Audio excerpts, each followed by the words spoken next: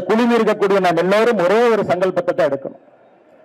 ஐயா ஜி.கே. மூப்பனார் அவர்கள் வழியில ஒரு நேர்மையான அரசியலை தமிழக மண்ணில் இந்திய மண்ணில் கொடுப்பதற்கு நாம் எல்லோரும் ஆயத்தமாக 2026 தமிழகத்தில் நிச்சயமாக ஒரு மாற்றம் வேண்டும் என்று எல்லோரும் பேச ஆரம்பித்து விட்டார்கள். சாமானிய மனிதர்களிலிருந்து டீ கடையிலிருந்து ரோட்ல எங்க போனாலும் மக்கள் பேச ஆரம்பித்து விட்டார்.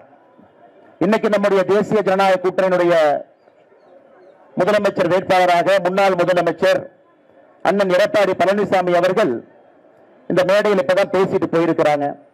பேசும்பொழுது நீங்க எல்லோரும் சொன்னீர்கள் 2026 இந்த நாற்காலியில் அமர போகிறாங்க. ஆனால் நிச்சயமாக அந்த நாற்காலியில 2026 மாற்றம் வரட்டும், ஒரு புதிய புரட்சி வரட்டும், ஏழை மக்களுக்கெல்லாம் விடிவெள்ளியாக அரசு செயல்படட்டும். அதுதான் இன்னைக்கு ஐயா ஜி.கே. மூப்பனார் அவர்கள் எங்கிருந்தாலும் கூட மேலே இருந்து நம்மை பார்த்து கொண்டிருப்பார்கள். நிச்சயமாக அவருடைய ஆசை 2026 தேர்தல் நமக்கு கிடைக்கும் என்கின்ற முழு நம்பிக்கையோடு மேடையில் இருக்கக்கூடிய எல்லா தலைவர்களுக்கும் வாய்ப்பளித்த அண்ணன் ஜி.கே. வாசன் அவர்களுக்கும் இந்த கட்சியினுடைய ஆற்றல் மிகுந்த தொண்டர்களுக்கும் என்னுடைய நன்றியை தெரிவித்துக் கொள்கின்றேன். நன்றி, வணக்கம்.